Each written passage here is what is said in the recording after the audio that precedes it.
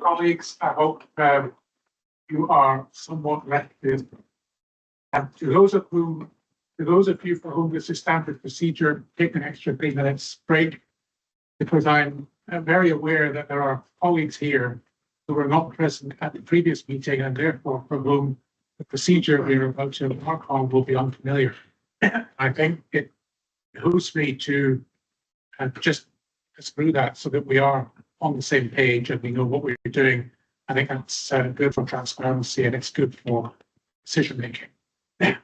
Essentially, we have two proposals on how to deal with the paper in front of us. We have recommendations, which we call the motion. Mohammed has an alternative proposal on how to move forward. We call that the amendment. I am first required to satisfy myself that the amendment is competent. So can I formally ask if officers have had a chance to see it continuously and are content that it is legit? We have. Right. Thank you very much. Have all members had a chance to scrutinise the amendment, or would you like additional time? I'm happy. Yep. Good. Okay, thank you. That being the case, in order for us to proceed, and this is for general awareness for those who are not aware, I'm also required to satisfy that you have a seconder. The amendment. Mohammed, do you have a seconder? Thanks very much, Chair. I think I would be grateful if somebody can second me in online. So we, as you said, for transparency and for accountability, we can have a healthy debate, and you can listen my view how we can work together and how I can help with IGB. So I will be very happy even if somebody can second me formally. If I cannot get, I'm still happy that at least I'm doing something since I joined IGB. I'm moving my amendment. I'm trying to identify what we can do, and I have to highlight your weakness. We cannot just agree. But accountability for transparency is very important to speak here. Thank you. Thank you. Do we have a seconder for the amendment? Okay, that being the case, we don't have a seconder for the amendment, so the amendment will fall in that case. Absolutely fine. Thank you, Chair. I now turn, therefore, to the we don't have a motion because there's just the recommendations in the paper. I propose to go through the recommendations individually. I draw members' attention to recommendation 2.5 specifically. Emma, could you take us through them one by one, please?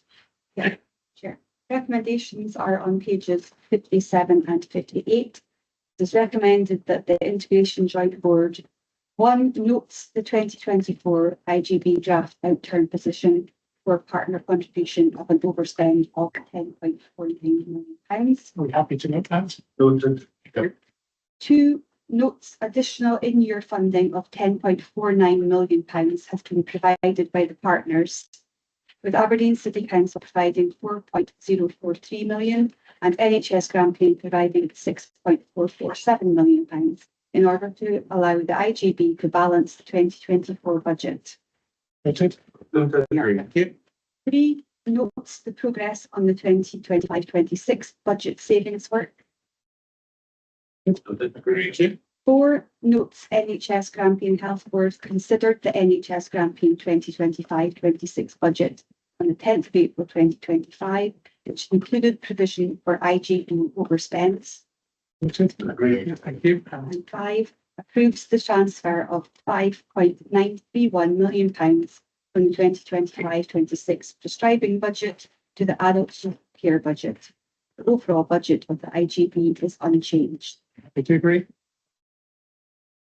Thank you very Madam much. Chair, can you please note my dissent? I disagree with the report. Thank you. That will be noted. Much. Excellent. We turn now to item 5.2, the annual review of financial regulations and the reserve policy, pages 65 to 94.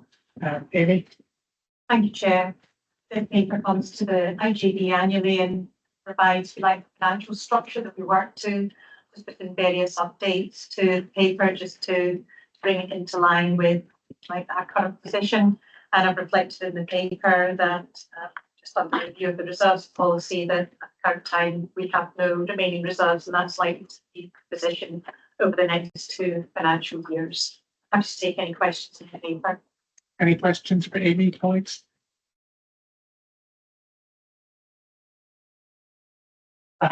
Thanks very much, Chair, and thanks very much for your report. The 2025 IGB budget stated no results.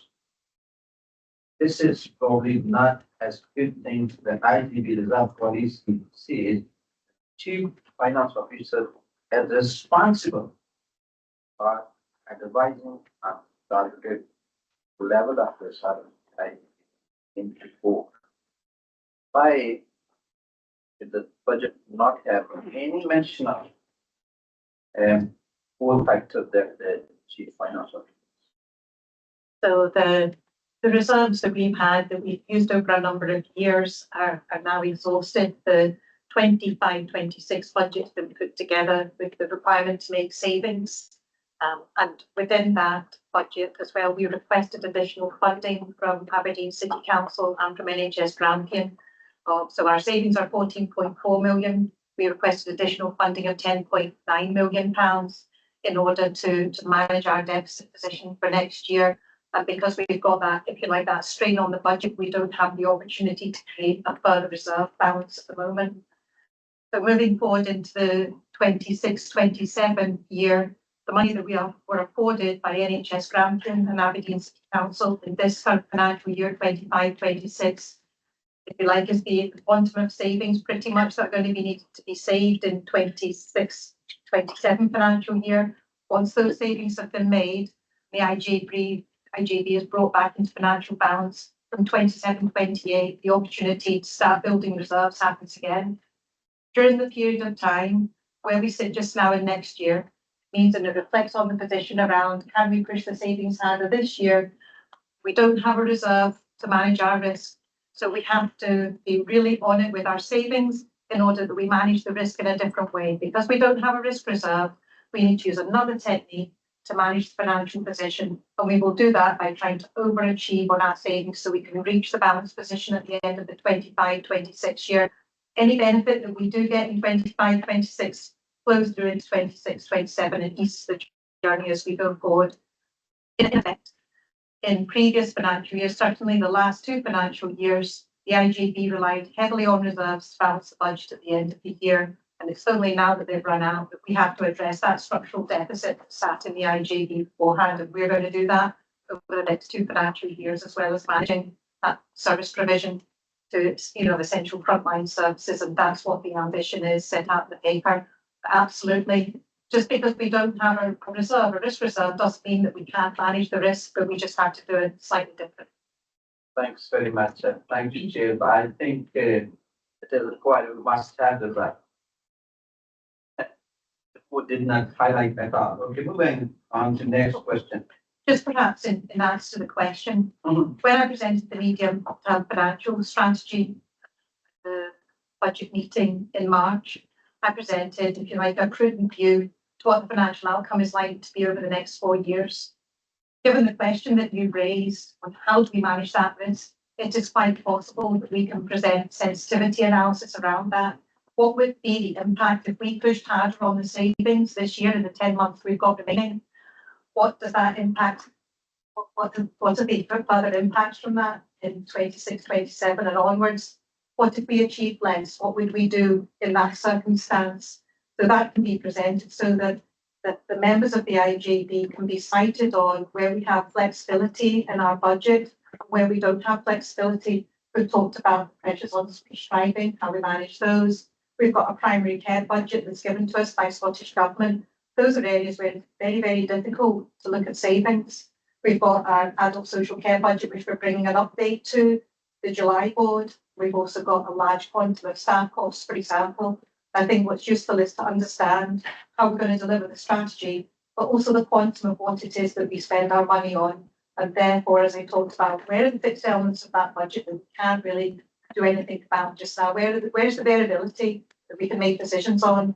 And where is the discretionary element? I think that being able to play that through helps provide members with a really good understanding of how we sit financially.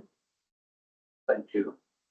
So was the MTFF renamed this year from the medium-term financial framework to the medium-term financial forecast?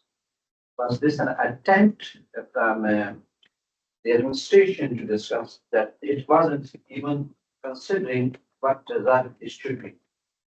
The medium-term financial forecast or framework document, whatever we want to call it, is a forecast for the next 4 financial years, and it absolutely does consider what the likely outcome is in each of the financial years. It takes in, it's a planning document, and it is based on a set of assumptions based on where we are just now. So it considers, if you like, what we anticipate pay awards being, anticipates what we expect the bottom line rate of inflation to be. It considers what we expect the prescribing pressure to be going forward, and it puts that all into a model, which gives us a good indication of what our spend is likely to be in each of the future financial years. We have got the opportunity through our strategy to do things differently in certain areas, and those future plans can also be reflected in the strategy. But there can always be variations on a plan, and as indeed as we go through the course of this year, 25-26. I would expect that there's variance in every single month as we go throughout the year, and really the opportunities for success is on how we manage that variance, how we manage that as a group. So whether you have a reserve or you don't have a reserve, the most important aspect is managing your financial variances. Make sure you take those actions to deal with whatever happens in that particular month. And the variance will always be occurring because you've got a different assumption in your budget to the reality of what happens in that month. And that's where financial oversight becomes important. But what is more important is the actions from budget holders and being able to exercise the control over the finances and how they deal with that throughout the course of the year. Thank you very much, Amy. I think you clarified your position in relation to result. So, and based off your responses, I'm going to move my amendment, and I think this amendment, hopefully our member will agree. There's no excuse not to agree with my amendment. And if no more questions, Chair, I will be moving my amendment. We'll Thank you. talk to that in just a moment. And can I just ask, does anyone else have any questions for Amy? Yeah, John? Yeah, am I right in thinking that the majority of IJBs across Scotland have also got no reserves left? That's correct. That was it. Any other questions? Okay, we have motion. I will be moving amended six recommendations. I propose to add a third recommendation to this, that we include sensitivity testing analysis in future budget forecasting. I think that is a sensible step forward, and I think it gives us the vital assurance that we need. And thank you, Amy, for taking us on that. We have an amendment. So let me do the legal bit. I would try to be satisfied that officers have had a chance to continuously look over the amendment and are satisfied it is legit. Is that the case? And we have that amendment circulated. I propose to allow till just after midday to consider